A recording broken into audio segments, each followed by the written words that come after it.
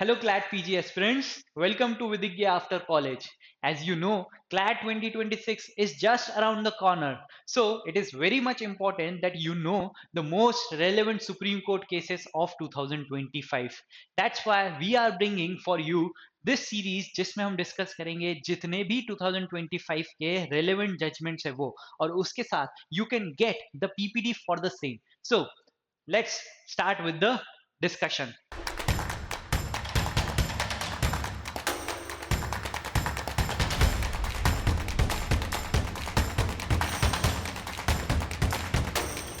Today we are going to discuss one very important case with respect to the rights of a elderly parent or senior citizens कि अगर हम बात कर रहे हैं is there any law with respect to the protection of senior citizens or elderly parents or not. So we are going to discuss that act and the related case. या अगर इस केस में जो कि आज हम करने वाले हैं जो कि है उर्मिला दीक्षित वर्सेस सुनील शरण दीक्षित एंड अदर्स, तो यहाँ पे एक पेरेंट अपने ही बच्चों के अगेंस्ट में केस कर रहे हैं. तो ठीक है, इसमें हम फैक्ट्स देखते हैं कि अगर सपोज एक पर्सन है, कोई एल्डरली पेरेंट है, उन्होंने अपने बच्चों के रिस्पेक्ट में कोई गिफ्ट किया है कि if a person who is a parent has gifted his और हर प्रॉपर्टी टू हिज चिल्ड्रन और चाइल्ड, कि अगर एक्स के रिस्पेक्ट में उन्होंने अपनी प्रॉपर्टी गिफ्ट दी है विद अ कंडीशन, कि यहाँ पे कोई कंडीशन ऐसी लगाई है कि I am giving you this property, I am gifting you this property, but you have to take a promise, you have to take a promise that you would be maintaining us. ठीक है, यहाँ पे जितने भी needs हैं आपके, physical needs हो सकते हैं, मेडिकल नीड्स हो सकते हैं, वो कौन प्रोवाइड करेगा?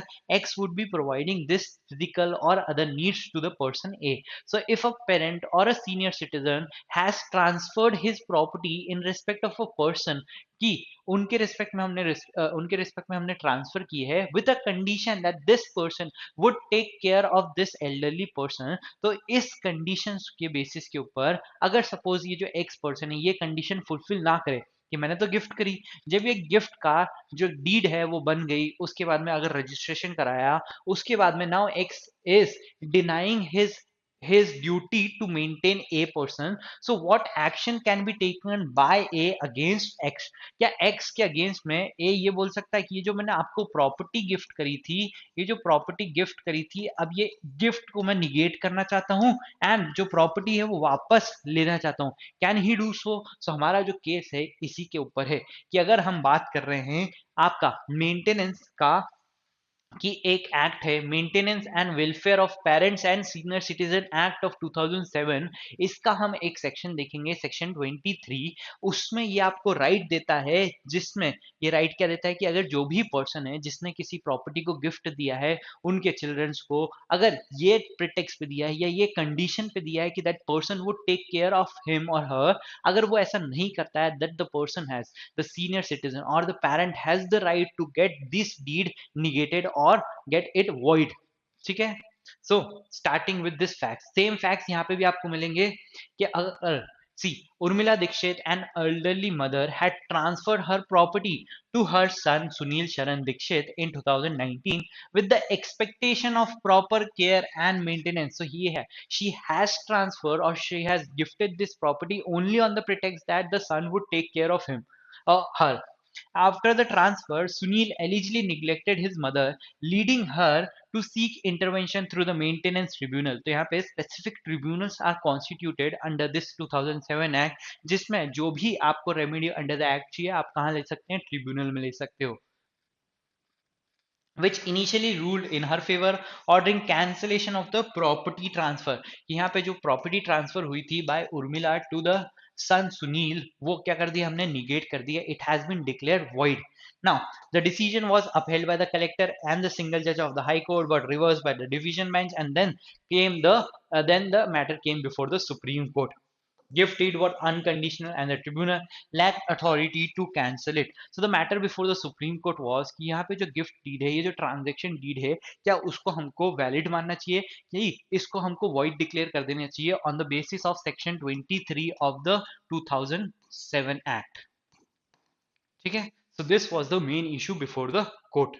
सी whether a property transferred by senior citizen by gift or any other medium, तो हो सकता है किसी भी ट्रांजेक्शन के थ्रू ये, but there was a condition कि आप उसमें, ये हम आपको ट्रांसफर ही इसीलिए कर रहे हैं on the promise that you have promise that you would be taking care of the parent, can be claimed back under section 23 of the maintenance and welfare of parents and senior citizen act, whether the authorities under section 23 of the act can order eviction from the property, कि अगर हम बोल रहे हैं कि जो उर्मिला ने जो सुनील को प्रॉपर्टी ट्रांसफर करी थी, अब now she is asking to get this deed declared void, तो यहाँ पे अगर ये डीड वॉइड हो जाती है तो जो भी प्रॉपर्टी का पोजेशन सुनील के पास था, इसका पोजेशन भी उर्मिला को दिया जाना चाहिए। तो क्या ट्रिब्यूनल के पास ये पावर है, on declaring the deed void can the tribunal से दैट और order the Sunil to give the possession of the property back to the Urmila and grant possession to the concern senior citizen. कौन सी authority की बात कर रहे हैं हम यहाँ पे? ट्रिब्यूनल की बात कर रहे हैं कि अगर ट्रिब्यूनल ये डिसाइड कर सकता है अंडर सेक्शन 23 कि ये जो गिफ्ट है या प्रॉपर्टी का ट्रांजैक्शन है वो वॉइड है, उसी बेसिस के ऊपर क्या ट्रिब्यूनल के पास ये भी पावर है, अथॉरिटी है क्या, कि अगर इसके पास पोजेशन था इस प्रॉपर्टी का तो वो पोजेशन भी है आप वापस किसको दो? उर्मिला को दो। ठीक है। सो तो यहाँ पे जो हमारा लीगल प्रोविजन है वो कौन सा है? सेक्शन 23 के बेसिस पे हम ये क्लेम कर रहे हैं, द एल्डरली पेरेंट और citizen is claiming this right on the basis of section 23। तो क्या बोल रहा है 23? Where any senior citizen who after the commencement of this act has transferred by way of gift और अदरवाइज, कि any the mode of transfer can be any, ये जरूरी नहीं है कि सिर्फ गिफ्ट डीड होगी, उसके अलावा भी अगर आप ट्रांसफर कर रहे हो his property subject to the condition that the transferee shall provide the basic amenities and basic physical needs to the transferer and such transferee refuses or fails to provide, कि यहाँ पे ए ने बी को कोई property transfer ही इसी condition पे की है कि जो आप क्या करोगे, आप उसकी बेसिक एमिनिटीज जो भी बेसिक नीड्स होंगी उनको फुलफिल करोगे, including the basic physical needs. Physical needs क्या होगा कि अगर सपोज जो एल्डरली पर्सन है is bed ridden and can not walk, तो उस कंडीशन में उनकी जितनी भी उनको नीड्स है, रिक्वायरमेंट्स है, आप उनको फुलफिल करोगे। And if the person who has promised these things has refused or failed to fulfill his promise, उस कंडीशन में क्या हो सकता है? Provide such amenities and physical needs, the said transfer of property shall be deemed to have been made by fraud or coercion, कि उस condition में if you are not fulfilling your promises, in that condition the transfer which was effected in favor of you, that would be considered that you have used force or coercion on the person who has transferred the property, undue influence, and shall at the option of the transferor be declared void, कि यहाँ पे हम क्या बोल सकते हैं, ये voidable हो गया है and the person who has transferred this property can get this deed declared void, कि आप ये void declare करा सकते हो, it is voidable on the part of the person who has transferred this property, where any senior citizen has the right to receive maintenance out of the estate and such estate or part thereof is transferred, the right to receive maintenance may be enforced against the transferee। यहाँ पे आपको इस act में maintenance की बात भी मिल जाएगी, जो सीनियर सिटीजन्स है या फिर जो पेरेंट्स हैं वो अपने अपने बच्चों से या फिर जो भी पर्सन है जिसके ऊपर वो डिपेंडेंट है उनसे मेंटेनेंस क्लेम कर सकते हैं। तो अगर सपोज कोई भी any senior citizen has a right to receive maintenance out of an state, कि अगर किसी प्रॉपर्टी के ऊपर जो पेरेंट्स हैं या सीनियर सिटीजन है उनका चार्ज है with respect to maintenance and such state और part there of is transfer, कि यहाँ पे अगर सपोज ए पर्सन है उनका जो मेंटेनेंस राइट है वो with respect to this property है and the person who is holding this property sells this property to Y, तो यहाँ पे जो मेंटेनेंस इसके हो सकता है रेंट से मिलता था उनको, तो ये जो प्रॉपर्टी होगी अगर किसी और को सेल कर दी गई है तो उनको रेंट के बेसिस के ऊपर मेंटेनेंस कैसे मिलेगा? तो यहाँ हम बोल रहे हैं is transfer, the right to receive maintenance may be enforced against the transferee if the transferee has notice of the right or if the transfer is gratuitous। क्या बोल रहे हैं कि अगर सपोज ए पर्सन है उनका राइट था कि ये जो हाउस है, ये जो प्रॉपर्टी है, उनके रेंट इनको मिल सकता था एज अ मेंटेनेंस, तो इनका कोई चार्ज था इस प्रॉपर्टी के ऊपर, कि हम बोल रहे हैं A has a charge with respect to this property, की इस प्रॉपर्टी के रेंट से आपको अपना मेंटेनेंस मिल सकता है। अगर सपोज जो प्रॉपर्टी थी वो किसकी थी? वाई की थी, and now this property has been sold by X to Y, तो ये जो पर्सन है अगर इनको पता है कि इस प्रॉपर्टी के ऊपर किसी किसी सीनियर सिटीजन या फिर किसी पेरेंट का चार्ज है, उनका राइट है इससे मेंटेनेंस क्लेम करने का। तो अगर ये चीज आपको पता है तो now you are oblige to give the person uh the maintenance. ठीक है। नेक्स्ट, अगर ये ग्रेचुइटियस है, ये जो ट्रांसफर हो रहा है कि सपोज कोई पैसा देगा, ये प्रॉपर्टी दे रहे हैं, ये प्रॉपर्टी दे रहे हैं, तो ये सपोज 1 लाख रुपीज देंगे, 10 लाख रुपीज देंगे। अगर सपोज कोई भी कंसिडरेशन पास ऑन नहीं हो रहा है from the side of Y, तो उस केस में हम क्या बोल सकते हैं, दिस ट्रांसफर इज ग्रेचुइटियस, कि ये आउट ऑफ मैंने कैसे दिया है कि आपको फ्री में कुछ चीज दी है। तो उस केस में भी if the person is taking the property gratuitously, or by knowing the fact that there was a charge on this property, so the person who is taking the property would be having the obligation, but no against not against the transferee for consideration and without notice, कि जिसने 1 lakh rupees पे करे थे x को और उनको ये नहीं पता था that the property is having a charge with respect to the maintenance of A, so this person would not be required to pay any maintenance to A. If any senior citizen is incapable of enforcing the right under this subsection 1 and 2 may be taken in this behalf by the organization, तो इनके behalf पे कि अगर suppose senior citizen है वो खुद अपना right enforce नहीं करा सकते हैं, तो certain organization are provided कि जैसे NGOs हो सकते हैं, वो क्या कर सकते हैं, on their behalf can initiate action for the under the tribunal under this sections. ठीक है। सो यहाँ पे कोर्ट ने क्या डिसाइड किया, whether Urmila would be entitled to get her gift deed और द प्रॉपर्टी ट्रांसफर निगेटेड और गेट वॉइड। तो यहाँ पे section 23 of the act states that if the person who received property fails to take care of the giver, the transfer can be cancelled as if it were obtained by fraud or force। यही हमने देखा section 23 में बोल रहा है कि it is the right of the transferor to get the deed or transfer declared void। A gift deed was executed by the mother in favor of her son on this date, the property of which she has purchased। तो यहाँ पे क्या बोल रहा है, facts के basis के ऊपर कोर्ट ने क्या डिसीजन किया, ये जो प्रॉपर्टी थी जो उर्मिला ने शरण को ट्रांसफर की, ये जो प्रॉपर्टी थी ये उनकी सेल्फ एक्वायर प्रॉपर्टी थी। उन्होंने किसी पर्सन से इसको एक्वायर किया था और उसको गिफ्ट डीड के थ्रू एस को दिया था। The deed stated that the son would maintain the mother and the same was registered on the this date. तो यहाँ पे जब ये गिफ्ट डीड थी, गिफ्ट डीड में भी एक टर्म लिखा था, एक्सप्लिसिट टर्म था कि ये जो गिफ्ट मैं दे रहा हूं या दे रही हूं किस बेसिस पे दे रही हूं, कि the person the son has to maintain his mother. Allegedly, the same day a Vachan Patra or a promissory note was executed by the son stating that he will take care of the mother and father till the end of their lives, and if he does not do so, the mother will be at liberty to take back the gift deed। तो यहाँ पे explicitly term आपके gift deed में भी है, उसके बाद में आपने एक प्रॉमिसरी नोट भी बनाया है जिसमें आपने एक्सप्लिसिटली लिखा है कि अगर मैं अपनी ऑब्लिगेशन फुलफिल नहीं करूं तो the mother has the right to cancel this gift deed. तो इस बेसिस पे हम बोल सकते हैं yes 23 would be applicable because there is a transfer of property, there is a condition in which it is written that the person getting the property has an obligation to maintain the transfer, and if he refuses or does not do so, तो उस case में ये जो transfer है ये declare cancel किया जा सकता है या void declare करा जा सकता है।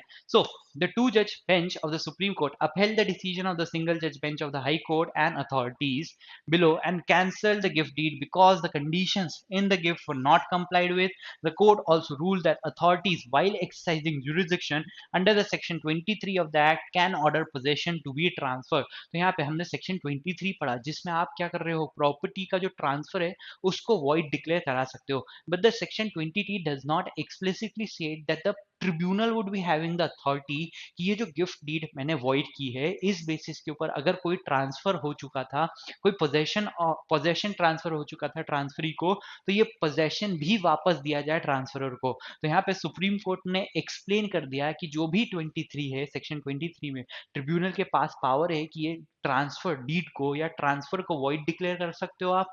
With that you also have the power to transfer the possession if any has been transferred to the transferee, कि जो भी पोजेशन ट्रांसफरी के पास आ चुका था उसको वापस आप ट्रांसफरर को रिवर्ट कर दो।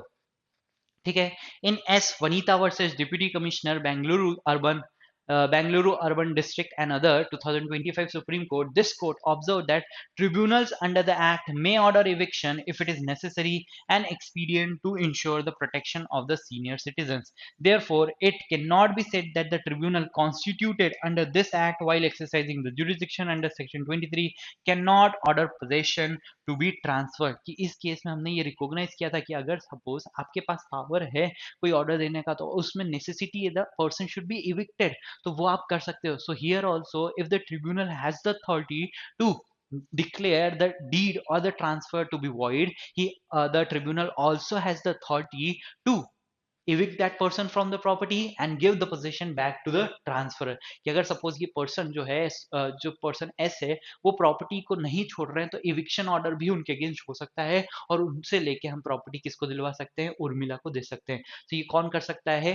ट्रिब्यूनल ही कर सकता है, ये उनके पास पावर इंक्लूडेड है. There is no need to get this dispute again settled by a different court, कि आपको इस मैटर के लिए, इविक्शन के लिए, पोजेशन के लिए दूसरे कोर्ट में जाने की जरूरत नहीं है. Tribunal has the power.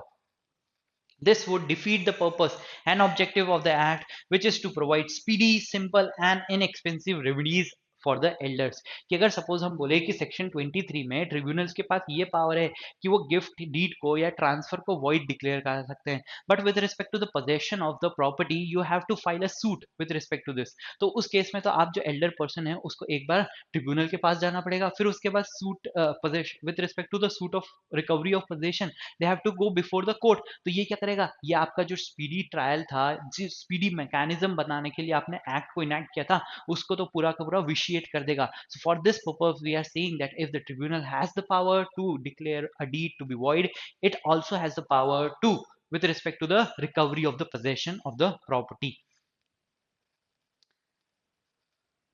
ठीक है, तो क्या रीजंस दिए इन्होंने, तो liberal interpretation of the act. ये एक्ट कैसा है, ये एक एक्ट ऐसा है बेनिफिशियल लेजिस्लेशन है कि जहां पे हम क्या कर रहे हैं, जो एल्डरली पेरेंट्स हो गए, आपके सीनियर सिटीजन्स हो गए, उनको certain rights are provided. So this is a beneficial legislation and if there is a beneficial legislation it should be interpreted liberally, because हमारा पर्पस क्या है, पर्पस ये है कि जो बेनिफिट्स है उनको हम फर्दर कर सके. The Supreme court held that the objective of the act is to empower senior citizens to secure their rights promptly when they transfer a property subject to a condition being maintained by the transferee. The court referred to K.H. Nazar versus Matthew, in which it was held that the provision of a beneficial legislation have to be interpreted with the purpose-oriented approach, and the problem that a statute was designed to remedy should first be identified and then a meaning that resolves the problem should be adopted. तो यहाँ पे explicitly लिखा नहीं है, फिर भी हम ये इंटरप्रेट कैसे कर रहे हैं, पर्पसिव इंटरप्रिटेशन से कर रहे हैं. बेनिफिशियल लेजिस्लेशन का आप लिबरल इंटरप्रिटेशन कर रहे हो. The Supreme Court rule that the statement of object and reason and preamble of the act embodies the intent of the act, which is to ensure effective maintenance and welfare of parents and senior citizens guaranteed and recognized under the constitution. तो ये constitutional जो आपके rights हैं जो कि senior citizens के हैं, elderly parents हैं, उनको फर्दर करने के लिए हमने ये 2007 का एक्ट बनाया है. तो यहाँ पे ये पर्पसिव इंटरप्रिटेशन, ये लिबरल इंटरप्रिटेशन देना जरूरी है. Therefore, the Act is beneficial legislation and aimed at securing the rights of senior citizens in view of challenges faced by them and must be given a liberal meaning to it.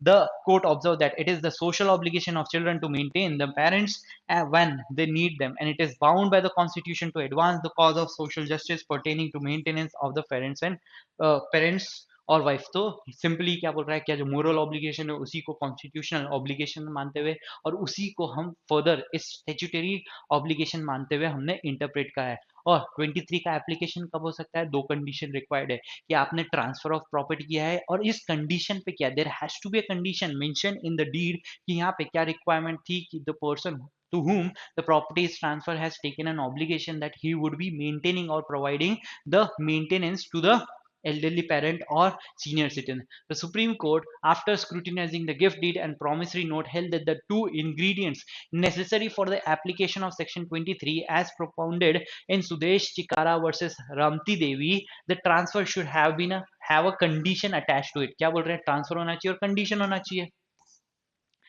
maintenance in regard to maintenance and basic needs, and the transferee has failed to provide such amenities. Cause of action कब arise होगा? When the transferee does not fulfill his obligation and physical needs to the transferor were fulfilled in the present case, and in this case both this condition were fulfilled, therefore the cause of action with respect to section 23 has arisen. The Supreme Court thus held that both documents had a condition of maintenance of mother by son which was not honored.